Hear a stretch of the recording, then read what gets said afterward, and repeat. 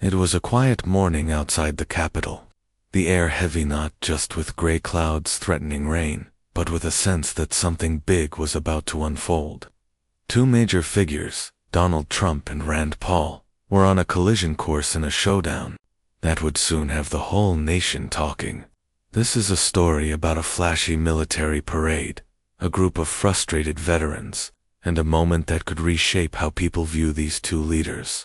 Stick around because this story is about to take some wild turns. But first, let us know in the comments where you're watching from, which state, which city. We love hearing from you. It all started with buzz around Washington, D.C., after Donald Trump, known for his golden hair and tastes for grand ideas, announced an enormous military parade. He envisioned tanks rolling down the streets, soldiers marching in formation, and jets soaring overhead, a spectacle to mark the Army's 250th birthday and perhaps to remind everyone who was in charge. Trump saw it as a source of pride. Day 4, flag waving and patriotic cheers, with himself at the center, waving like a king. But not everyone was clapping. Across town, Rand Paul, a senator from Kentucky, with a calm demeanor and strong principles, wasn't thrilled. When he saw the $100 million price tag, he shook his head. That kind of money, he argued, could be used to help struggling veterans still waiting on care from the VA, the system meant to serve those who served. Rand, never one to stay silent, believed in small government and spending responsibly. To him, the parade felt like a waste, so he took action. One overcast morning, Rand organized a modest rally outside the Capitol. The sky was gray, a cool breeze hinting at coming rain, as a small stage was set with 2 American flags flapping in the wind. Around 200 people gathered, many of them veterans or family members holding signs that read, "Support vets, not parades," and "Spend on care, not shows." They weren't there to cause trouble, they just wanted to be heard. Among them stood Tom Riley, a 60-year-old Army veteran with a warm smile and a prosthetic leg. Years ago, Tom had served in Iraq. When he returned home, he expected support from the VA, but instead faced months-long waits and rushed appointments. Leaning on his cane, Tom was ready to share his story. He didn't hate Trump, but he couldn't understand celebrating with parades while so many like him were still waiting for help. As Rand stepped up to the microphone, his glasses caught the soft light.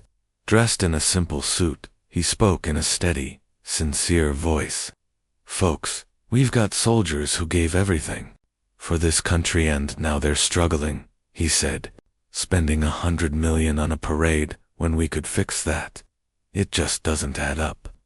The crowd responded with nods, scattered applause, and shouts of agreement as Rand continued speaking. He explained how the $100 million could be used to build new VA clinics or speed up care for veterans. His tone was calm but steady, like a teacher explaining something important to a room full of students. As he spoke, news of the rally began to spread quickly. Inside the White House, Trump caught wind of it and he was not pleased. To him, the parade wasn't just a spectacle, it was a tribute to military strength, a patriotic celebration. Public protest felt like a personal challenge, and Trump never backed down from one. That same day, he flew to Mar-a-Lago, his opulent Florida estate, to hold a press conference. The room sparkled with golden decor and oversized chandeliers, while a live X-feed played on a screen behind him. Standing before the cameras in his signature bright red tie, Trump addressed the controversy head-on. "Rand Paul," he said with a smirk, "he's weak on defense. He doesn't get it. This parade is about strength, about America being the best. He's just jealous he didn't come up with the idea." Laughter rippled through the room as Trump gestured animatedly, boasting about how the parade would inspire pride and show off the nation's power. Behind him, the X-feed showed clips from Rand's rally. Trump pointed at the screen, mocking what he saw. "Look at that," he said. "A few signs and some rain. That's all he's got." But back at the Capitol, the rally was growing more intense. Tom Riley, a 60-year-old veteran with a prosthetic leg, stepped forward, leaning on his cane. The crowd grew silent as he began to speak. "I served my country," he said, voice a little shaky, but filled with conviction. "I lost this leg in Iraq. When I came home, I thought the VA would take care of me. Instead, I waited 6 months just to see a doctor, and when I finally got there, they barely listened. My buddies are in the same boat. We don't need a parade, we need care." His words landed hard. Some in the crowd wiped away tears. Tom's story wasn't just his own, it echoed the struggles of countless veterans who felt forgotten. Rand stood still, listening intently, his expression grave.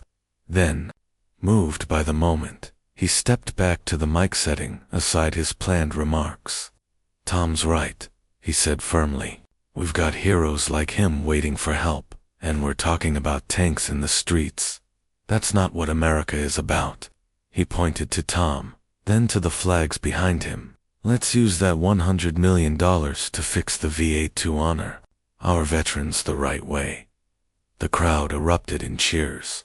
Phones came out, cameras rolled, and within hours the speech was spreading across social media. Clips of Rand and Tom going viral under captions like, "Finally, someone gets it, and our vets deserve better." The crowd roared louder than before. Someone pulled out a phone and started recording, and within hours, Rand Paul's impromptu speech was everywhere on social media. Clips of Rand and Tom Riley spread across X, TikTok, and YouTube like wildfire. People shared it with captions like, "Finally someone gets it, and our veterans deserve better." The internet lit up.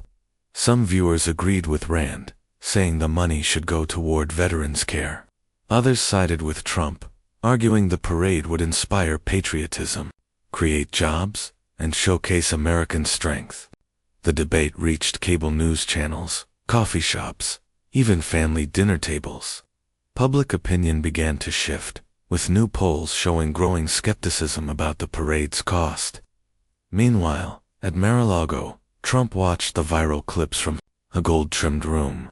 His expression tightened into a frown before he turned back to the cameras. "Rand's just playing politics," he said. "This parade will be amazing, and veterans will love it. We'll make it the best ever." His staff nodded, but unease was in the air.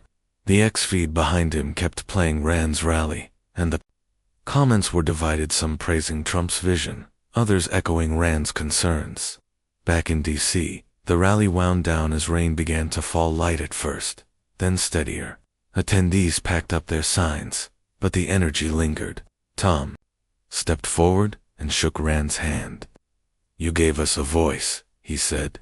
Rand offered a tired but genuine smile. "We're not done yet."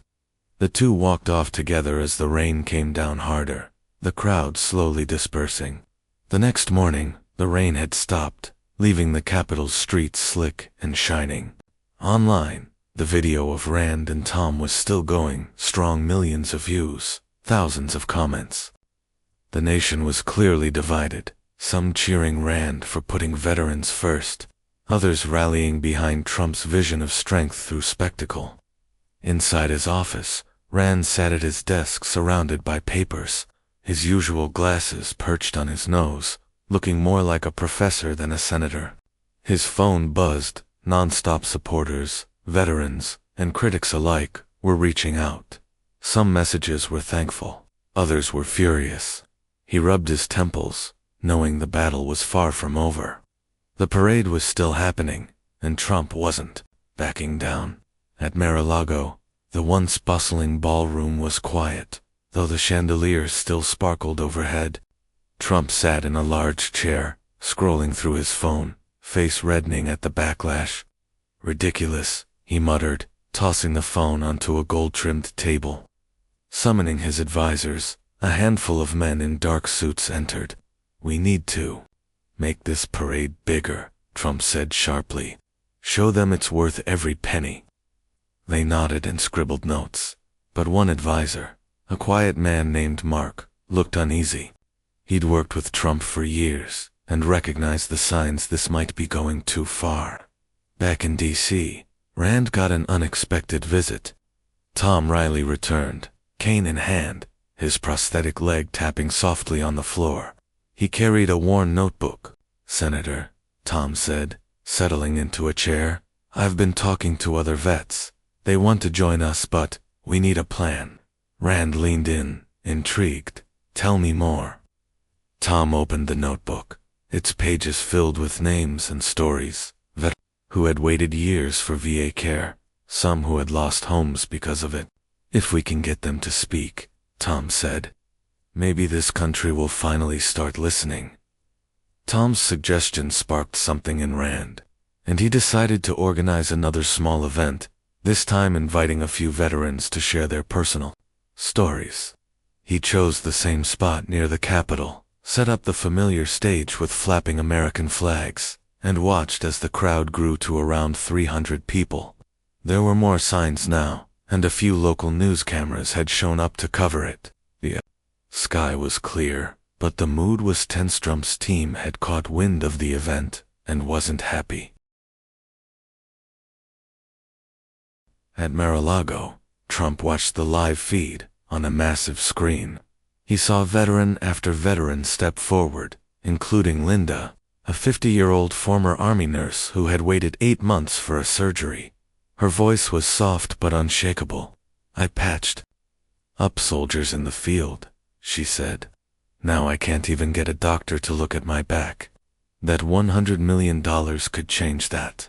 The crowd applauded, and Rand nodded beside her, visibly moved. Trump frowned at the screen. "They're twisting everything," he muttered to Mark. Then, grabbing a microphone for another press conference, he strode into a glittering room, beneath gleaming chandeliers. "Those vets are great," Trump declared, loud and confident. "But this parade will honor them, create thousands of jobs. Rand's just playing games." He smiled broadly and waved his hand, but behind him, the X-feed continued to show Linda's story and the public reaction was shifting. In a low voice, Mark whispered to another advisor, "This might not be working." Trump ignored it, doubling down.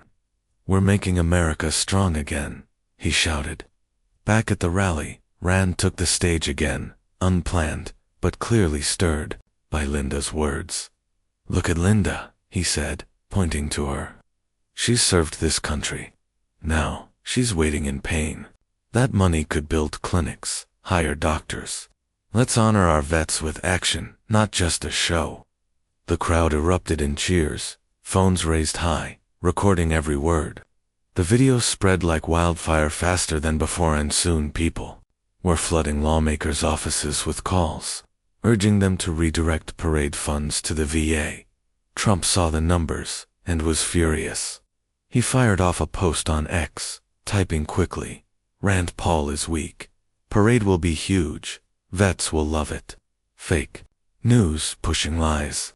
While his base rallied, many replies featured clips of Tom and Linda, demanding answers about why the VA still wasn't fixed.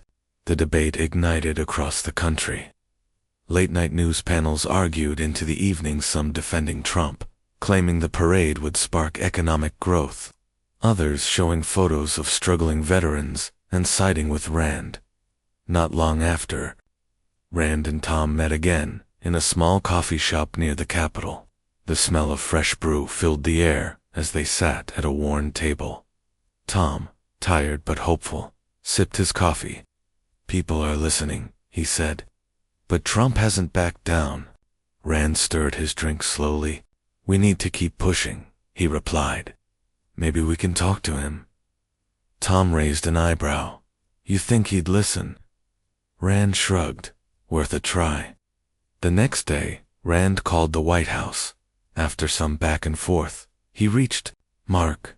"Tell the president we want to meet about the parade and the vets," Rand said. Mark hesitated, then agreed. The meeting was set at the White House, in a neutral room with high windows and a long table. Rand arrived with Tom, while Trump brought Mark. For a moment, the room was silent.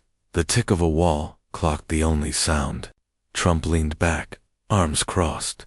"Rand, this parade is happening," he said firmly. "It's for the vets, for the country." Rand stayed composed. "Mr. President, we're not against honoring them, but Tom here waited 6 months for care. Linda waited 8. That money could help people right now." Tom nodded and opened his notebook, filled with stories and names. "We just want a chance," he said quietly. Trump sat back, tapping his fingers. Mark finally spoke, his voice cautious. "Sir, the polls are shifting. People like the vet stories." Tom's idea lit a fire in Rand, who decided to hold another small event this time, inviting veterans to share their personal stories. He chose the same location near the Capitol, set up the familiar stage with fluttering American flags, and watched as a larger crowd of around 300 people gathered, joined by signs, supporters, and rolling TV cameras. Though the sky was clear, the atmosphere felt tense. Word of the event had reached Mar-a-Lago, and Trump was not pleased. Watching the live feed on a massive screen, Trump saw veterans stepping forward one by one, including Linda, a former Army nurse who had waited 8 months for back surgery. Her voice was calm but powerful. "I patched up soldiers in the field. Now I can't get a doctor to look at my back. That $100 million could change that." The crowd applauded, and Rand nodded beside her. Trump frowned, muttering to Mark, "They're twisting everything," before stepping into a chandelier-lit press room for another statement. "Those vets are great," he said confidently, "but this parade will honor them and create thousands of jobs. Rand's just playing games." He smiled and waved it off, but on the X feed behind him, Linda's speech replayed and the comments were shifting. Mark whispered to another aide, "This might not be working," but Trump ignored him, doubling down, "We're making America strong again." Meanwhile, Rand returned to the stage, inspired and unscripted. "Look at Linda," he said, pointing to her. "She served this country. Now she's waiting in pain. That money could build clinics, hire doctors. Let's honor vets with action, not just a show." The crowd erupted in cheers, and phones captured every word. The video went viral, drawing more views than before, and constituents across the country began calling lawmakers, demanding the parade funds be redirected to the VA. Furious, Trump fired off a post on X. "Rand Paul is weak. Parade will be huge. Vets will love it. Fake news pushing lies." While his base rallied, many others replied with clips of Tom and Linda, asking why veterans were still waiting. The debate exploded. TV hosts argued deep into the night, with some defending Trump's plan as patriotic and economic, while others rallied around Rand and his message of care. Days later, Rand and Tom met at a small Capitol area coffee shop. The place smelled of fresh brew, and the tables were worn from years of use. Tom, tired but hopeful, sipped his coffee and said, "People are listening, but Trump's not giving up." Rand stirred his cup slowly. "We need to keep pushing. Maybe we can talk to him." Tom raised an eyebrow. "You think he'll listen?" Rand shrugged. "Worth a try." The next day, Rand called the White House and got through to Mark. "Tell the president we want to meet," he said, "about the parade and the vets." Mark hesitated, but agreed. The meeting was set in a quiet White House room, with tall windows and a long table. Rand brought Tom, and Trump arrived with Mark. The room was still, the only sound a clock ticking on the wall. Trump leaned back, arms crossed. "Rand, this parade is happening. It's for the vets, for the country." Rand stayed calm. "Mr. President, we're not against honoring them, but Tom waited 6 months for care. Linda waited 8. That money could help people right now." Tom opened his notebook, filled with handwritten stories and names. "We just want a chance," he said softly. Trump didn't respond right away, tapping his fingers on the table, until finally, Mark looked over and quietly said, "Sir, The poles are shifting. People like the vet's stories.